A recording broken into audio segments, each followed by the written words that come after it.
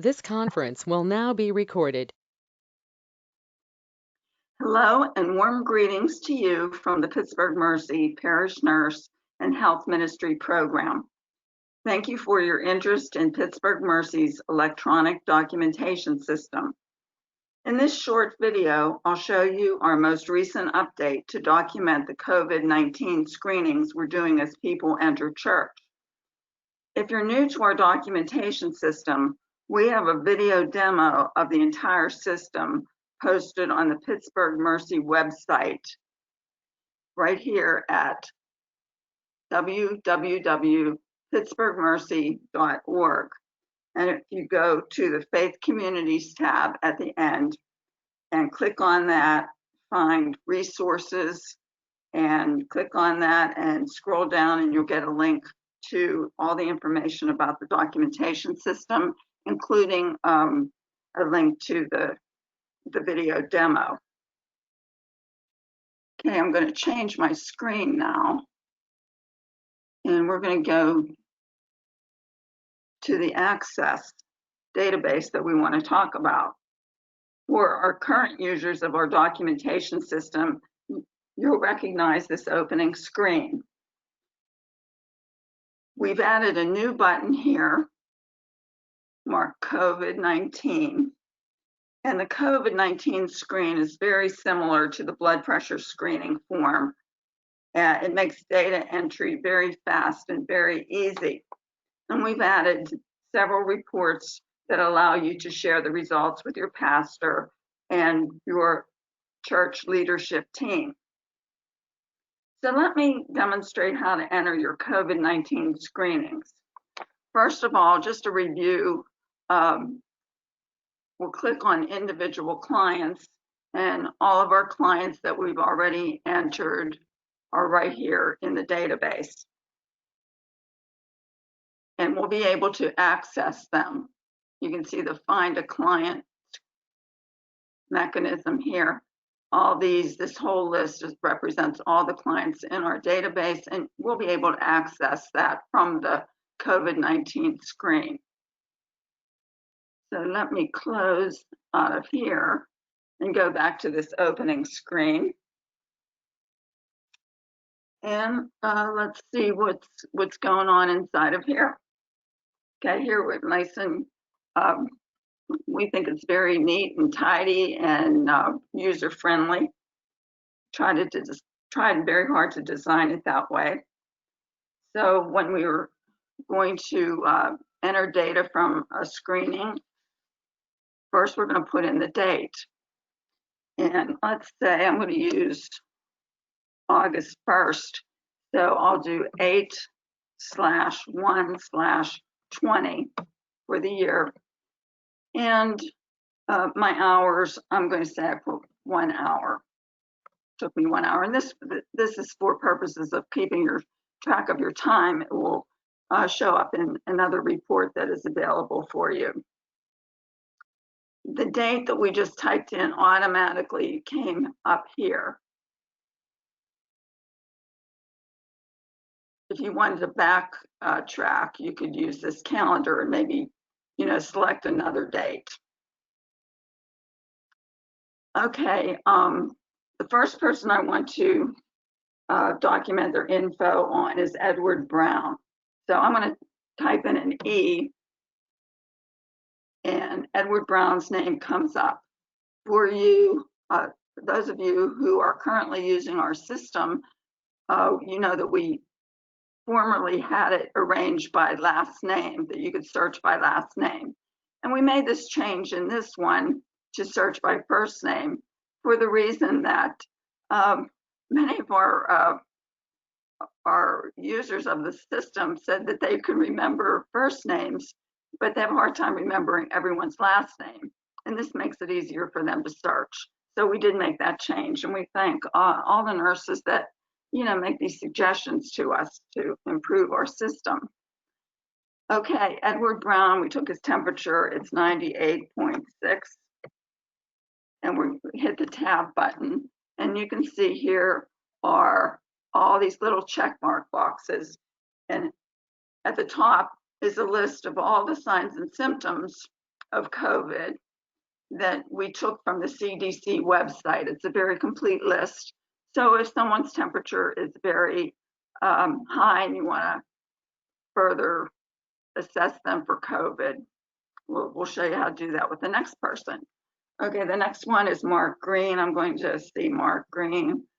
He's the only M in my database. Let's say Mark's temperature is 101. Okay. He should have stayed home, but he's here, and we have to assess him and take care of him. Okay, based on his temperature, we're gonna ask Mark, do you have a cough? Yes. Short of breath? No. Chills? Yes. Fatigued? Yes, he is. Complains of muscle or body aches, a little bit of a headache. No loss of smell or taste. He does have a sore throat, some nasal congestion.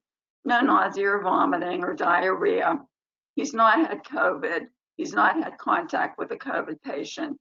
But based on all these check marks, we're going to deny him entry to the church and recommend that he see his health care provider as soon as possible. Our next person to enter is Nancy White. So I'll type an N, and I have several Nancys, so I just have to move down the list to find the one that I'm looking for, Nancy White. And Nancy White's temperature is 98, and she's fine. So that pretty much concludes all the documentation we need on Nancy. Now, let's say you have a new parishioner that's coming to church services today, and she's not yet in the database. So we can easily add her name to this database. Up here at the Enter a New Client box, press on that, and we get a little message that reminds us to enter the site and at least the last name, first name, and gender of the new client. Okay, I'm going to do that. And to help me remember, those areas are yellowed. So everything yellow must be filled in. So her name is Susan. And then I hit the tab button, gray. Okay. Site of initial contact, I have Pittsburgh Mercy.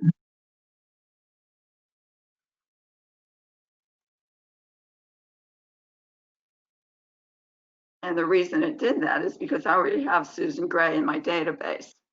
So let's add somebody else. Anytime that happens, it tells you you're doing something wrong. So let's add, how about Amy Black? Amy Black.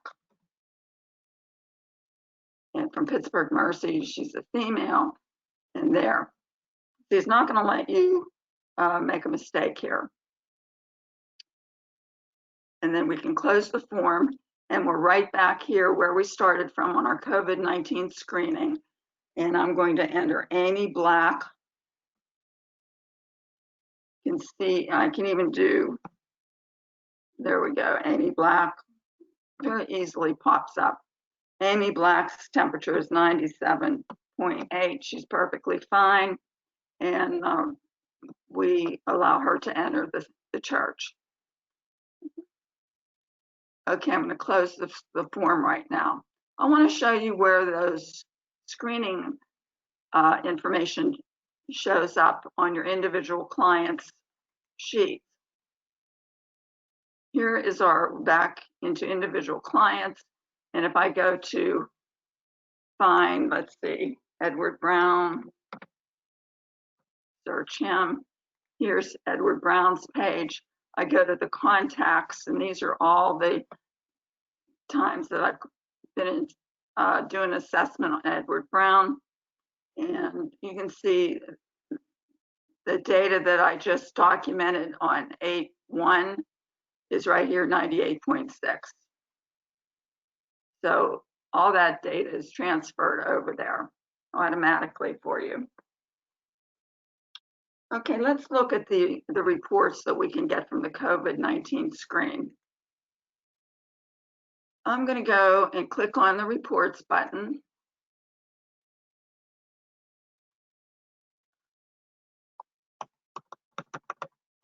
I already typed in that date before and it didn't erase, but I want to show you how neat this little thing is.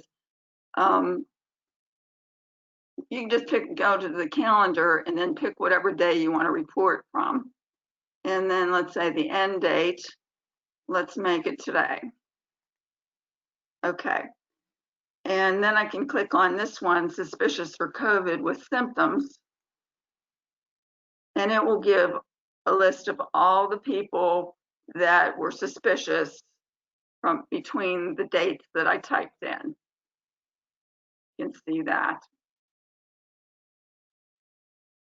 Now this one is the results of all people screened in that time frame. So from July 1st to August 12th, these were all the people we screened. And those that were denied entry.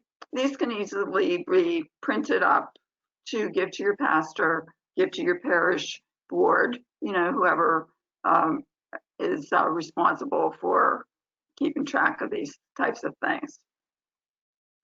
Now on this one, will give us a list of names suspicious for COVID with phone numbers, because we would want to, when we sent somebody home and told them to contact their healthcare provider, we really should call them up in a day or probably the next day and see how they're doing.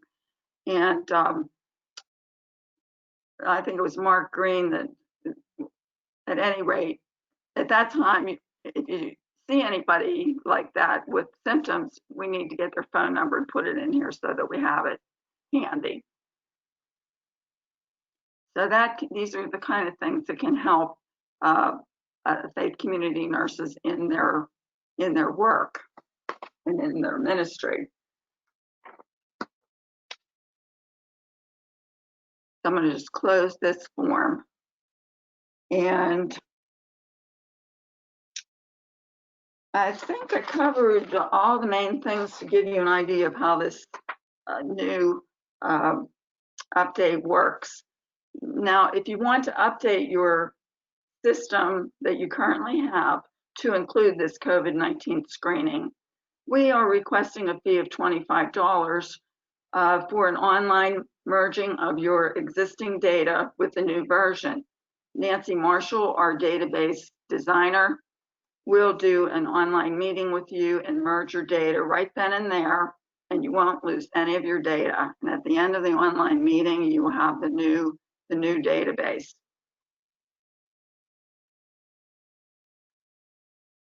I'm going to change the screen. Let's see.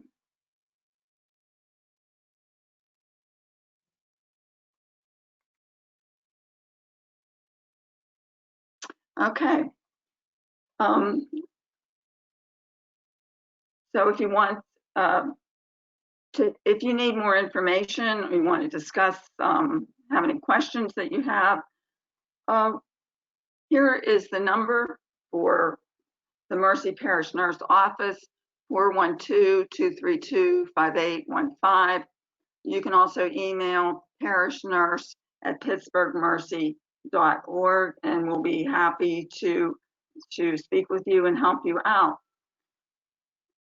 We first rolled out this database in 2009. We couldn't be happier that we're still here 11 years later, working with our current users to enhance the documentation system to meet your newest needs. We wish you many blessings in your ministry. This conference will now be recorded.